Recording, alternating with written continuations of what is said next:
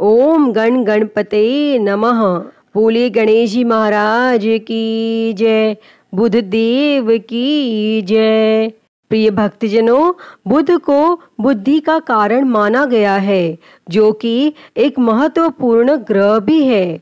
अगर किसी की कुंडली में बुध खराब हो तो उसके जीवन में कभी भी तरक्की नहीं होती है, साथ ही उसे कभी भी कामयाबी नहीं मिलती है। बुध को व्यापार और बहन बेटी का कारक भी माना जाता है। इस दिन भगवान गणेश का दिन होता है, जो कि बुद्धि के देवता माने जाते हैं, जो अपने भक्तों के सभी विघ्न बाधाओं को हरण कर लेते हैं। इसीलिए उन्हें विघ्नहर्ता भी कहा जाता है। अगर कोई इनका सच्चे मन से पूजन करे तो उनको जीवन में धन और सुख समृद्धि की कभी कमी नहीं रहती। और भगवान गणेश, जिन्हें विघ्नहर्ता भी कहते हैं, उनकी पूजा अर्चना करने से जीवन के सभी दुख दूर हो जाते हैं। और इस दिन व्रत रखने का भी विधान है।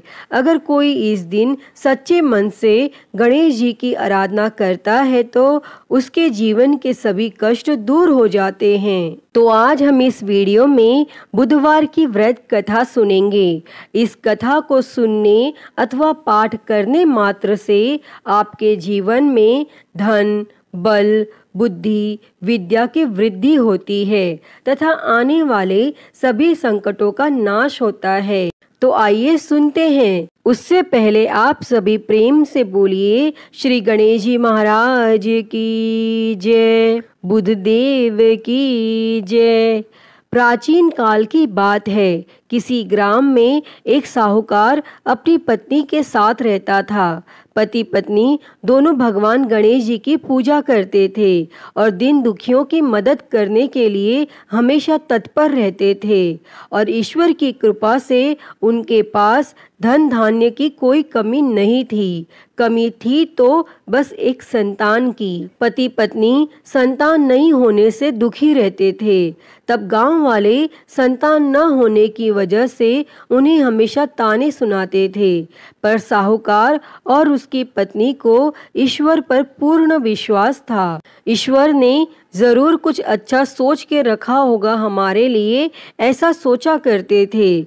एक बार वह पति पत्नी मंदिर में भगवान गणेश जी के दर्शन और पूजा अर्चना करने गए। और जब वे दोनों पूजा करके बाहर आए तो उन्होंने देखा कि एक बालक मंदिर की सीढ़ियों पर बैठकर रो रहा है। और उसके पास किसी को ना देखकर पति पत्नी दोनों बालक के पास गए और बालक को शांत कराया और उसके माता पिता को ढूंढने लगे। और जब उस बालक के माता पिता पति पत्नी को नहीं मिले तो वे दोनों बच्चे को मंदिर के पुजारी के पास ले गए और उन्होंने पुजारी से बोला, ये बच्चा हमें रोते हुए मंदिर के बाहर मिला है, क्या आप इसके माता पिता को जानते हैं? तब पुजारी ने कहा, नहीं। और अब पति पत्नी और पुजारी तीनों लोग बालक के माता पिता को ढूंढने लगे। काफी देर ढूंढने पर बच्चे के माता पिता नहीं मिले। तब पुजारी ने साहूकार और उसकी पत्नी को कहा, आप इस बालक को अपने घर ले जाइए। अगर इसके माता पिता इसे ढूंढते हुए आए तो मैं उन्हें लेकर आपके घर आ जाऊंगा। तब साहूकार और उसकी पत्नी बच्चे को लेकर अपने घर चले गए। काफी समय बीत गया और बालक के असली माता पिता का कोई पता नहीं चला। तो उन्होंने गांव के सरपंच से अनुमति लेकर बच्चे को गोद ले लिया और उस नन्हे से बालक का नाम गणेश रख दिया। और कुछ दिन बाद गांव में एक पति पत्नी आए जो चोर थे। गांव में जाकर उन्हें पता चला कि गांव में सबसे ज्यादा धनी व्यक्ति साहूकार है, जिसकी कोई संतान नहीं है। और उन्होंने एक बच्चे को गोद लिया है जिसके माता पिता का कोई पता नहीं है। और वे दोनों चोर पति पत्नी अब विचार करने लगे कि साहूकार को कैसे लूटा जाए। तभी उन्होंने योजना बनाई कि वे दोनों बच्चे के असली माता पिता बनकर जाएंगे और योजना बनाकर पति पत्नी दोनों मंदिर में जाकर बैठकर रोने लगे। उन्हें रोता देखकर मंदिर के पुजारी आए और उनके रोने का कारण पूछने लगे। पति पत्नी ने बताया कि आज से 4 साल पहले इसी मंदिर में हमारा बच्चा खो गया था, उसे ही याद करके हम रो रहे हैं और तब से हम अपने बच्चे को अलग अलग जगह खोज रहे हैं, पर वह हमें कहीं नहीं मिला। तब पुजारी ने बोला, एक बालक है जो उन्हें 4 साल पहले मंदिर की सीढ़ियों पर मिला था, शायद वह आपका ही पुत्र हो। वह बालक गांव के साहूकार के घर पर है, आप लोग मेरे साथ चलिए, मैं आपसे आपके पुत्र को मिलवाता हूँ। और इतना कहकर पुजारी उन दोनों पति पत्नी को लेकर साहूकार के घर चल दिए और वहां जाकर पुजारी ने साहूकार को बताया कि गणेश के असली माता पिता मिल गए हैं और वह गणेश को लेने आए हैं। और यह सुनते ही साहूकार और उसकी पत्नी दोनों बहुत दुखी हुए, लेकिन वे दोनों गणेश को उसके असली माता पिता को सौंपने के लिए तैयार हो गए। और शाम का वक्त था। साहूकार ने उन दोनों पति पत्नी से बोला, आप लोग आज विश्राम करें और कल प्रातः काल होते ही निकल जाइएगा।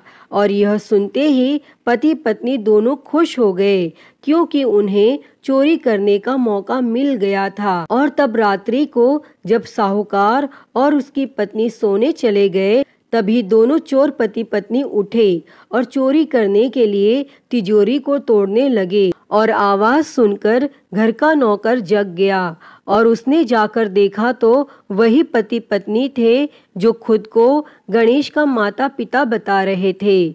तब नौकर ने कमरे का दरवाजा बाहर से बंद कर दिया और तेजी से मालिक को बुलाने लगा। और आवाज सुनकर साहूकार और उसकी पत्नी दौड़ते हुए आए और चिल्लाने का कारण पूछने लगे। तब नौकर ने बताया कि ये दोनों पति पत्नी तिजोरी से चोरी कर रहे थे। और यह सब देखकर वे समझ गए कि ये दोनों गणेश के माता पिता नहीं बल्कि चोर हैं। साहूकार ने गणेश को देने से मना कर दिया और बोले कि चले जाओ यहाँ से। पर उन दोनों धोखेबाज पति पत्नी ने निर्णय किया कि वो अब गणेश को अपने साथ ले जाकर ही रहेंगे। तब पति पत्नी दोनों गांव के सरपंच के पास गए और बोले, साहूकार उनके पुत्र को वापस नहीं दे रहा है। तब सरपंच ने साहूकार और उसकी पत्नी को गणेश को साथ लेकर सरपंच के सामने प्रस्तुत होने की सूचना भेजी और साहूकार अपनी पत्नी और गणेश को लेकर आ गए। तब सरपंच ने भी फैसला किया कि साहूकार की पत्नी तथा दूसरी औरत जो गणेश को अपना पुत्र बोल रही थी, उन्हें सूर्य देवता के सामने अपना आंचल फैला के खड़े हो जाना है और जिसके भी आंचल से गणेश के मुंह में दूध जाएगा, गणेश उसका पुत्र कहलाएगा। तब दोनों औरतें अपना आंचल सूर्य देवता के सामने फैला के खड़ी हो गई और प्रार्थना करने लगी। तब भगवान गणेश जी के आशीर्वाद से साहूकार की पत्नी के आंचल से दूध की धारा गणेश के मुंह में आ गई।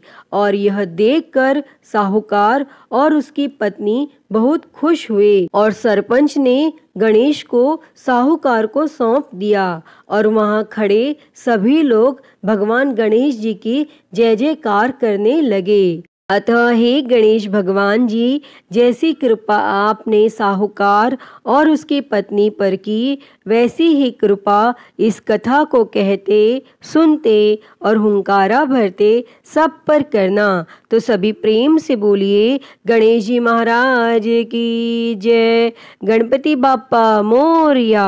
तो आइए सुनते हैं बुधवार व्रत की एक और कथा। उससे पहले आप सभी प्रेम से बोलिए श्री गणेश जी महाराज की जय, बुध देव की जय। प्राचीन काल की बात है, समतापुर नगर में मधुसूदन नामक एक व्यक्ति रहता था। वह बहुत धनवान था। मधुसूदन का विवाह बलरामपुर नगर की एक सुंदर लड़की संगीता के साथ हुआ था।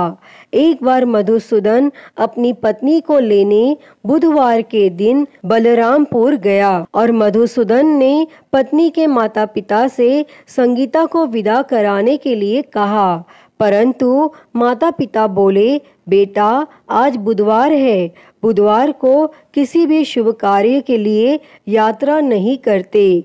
लेकिन मधुसूदन नहीं माना और उसने ऐसे शुभ अशुभ की बातों को न मानने की बात कही। तब संगीता के माता पिता ने मजबूरी में अपनी बेटी की विदाई की और दोनों ने बैलगाड़ी से यात्रा प्रारंभ की और 2 कोस की यात्रा के बाद उसकी गाड़ी का एक पहिया टूट गया और वहां से दोनों ने पैदल की यात्रा शुरू की। तब रास्ते में संगीता को प्यास लगी और मधुसूदन उसे एक पेड़ के नीचे बैठाकर जल लेने चला गया और थोड़ी देर बाद जब मधुसूदन कहीं से जल लेकर वापस आया तो वह बुरी तरह हैरान हो उठा, क्योंकि उसकी पत्नी के पास उसकी ही शक्ल सूरत का एक दूसरा व्यक्ति बैठा था और संगीता भी मधुसूदन को देखकर हैरान रह गई और वह दोनों में कोई अंतर नहीं कर पाई।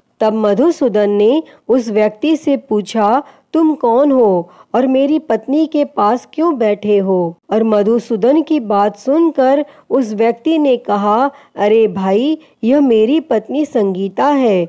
मैं अपनी पत्नी को ससुराल से विदा करा कर लाया हूँ, लेकिन तुम कौन हो जो मुझसे ऐसा प्रश्न कर रहे हो? और यह सुन मधुसूदन ने कहा, तुम जरूर कोई चोर या ठग हो। यह मेरी पत्नी संगीता है, मैं इसे पेड़ के नीचे बैठाकर जल लेने गया था। तब इस पर उस व्यक्ति ने कहा, अरे भाई, झूठ तो तुम बोल रहे हो। संगीता को प्यास लगने पर जल लेने तो मैं गया था।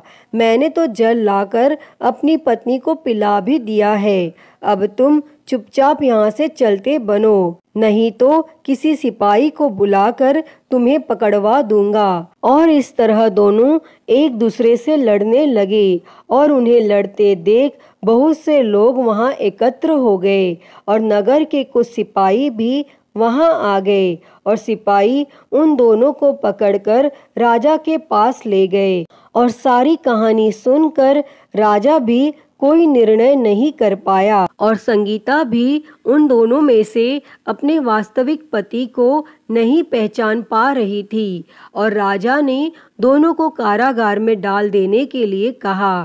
तब राजा के फैसले पर असली मधुसूदन भयभीत हो उठा। तभी आकाशवाणी हुई, मधुसूदन, तूने संगीता के माता पिता की बात नहीं मानी और बुधवार के दिन अपने ससुराल से प्रस्थान किया और यह सब भगवान बुद्धदेव के प्रकोप से हो रहा है।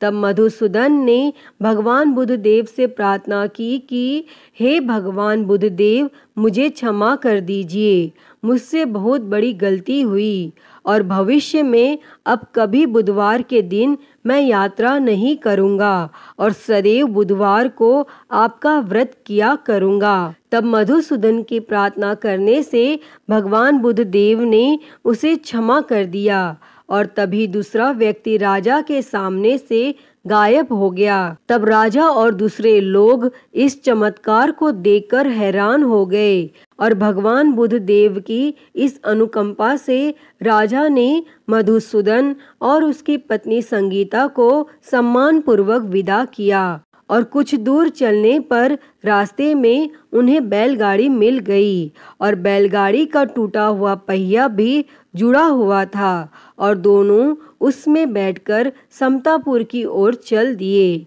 तब मधुसूदन और उसकी पत्नी संगीता दोनों बुधवार को व्रत करते हुए आनंद पूर्वक जीवन यापन करने लगे और इस तरह भगवान बुद्धदेव की कृपा से उनके यहाँ खुशियां बरसने लगी। और जो भी स्त्री पुरुष विधिवत बुधवार का व्रत करके व्रत कथा सुनते हैं, भगवान बुद्धदेव उनके सभी कष्ट दूर करते हैं। अतः हे भगवान बुद्धदेव जी, इस कथा को कहते, सुनते और हुंकारा भरते सब पर अपनी कृपा बनाए रखना, सभी के कष्टों को दूर करना। तो सभी प्रेम से बोलिए भगवान बुद्धदेव की जय, गणेश जी महाराज की जय, गणपति बाप्पा मोरया। प्रिय भक्तजनों, तो मैं उम्मीद करती हूँ कि आपको आज की यह कथा पसंद आई होगी, और अगर वीडियो अच्छी लगी हो तो इसे लाइक करें, ज़्यादा से ज़्यादा शेयर करें और कमेंट में गणेश जी महाराज की जय लिखना ना भूलें। और हरिहर भक्ति चैनल को सब्सक्राइब कर नोटिफिकेशन बेल को ज़रूर ऑन कर लें। हर हर महादेव। धन्यवाद।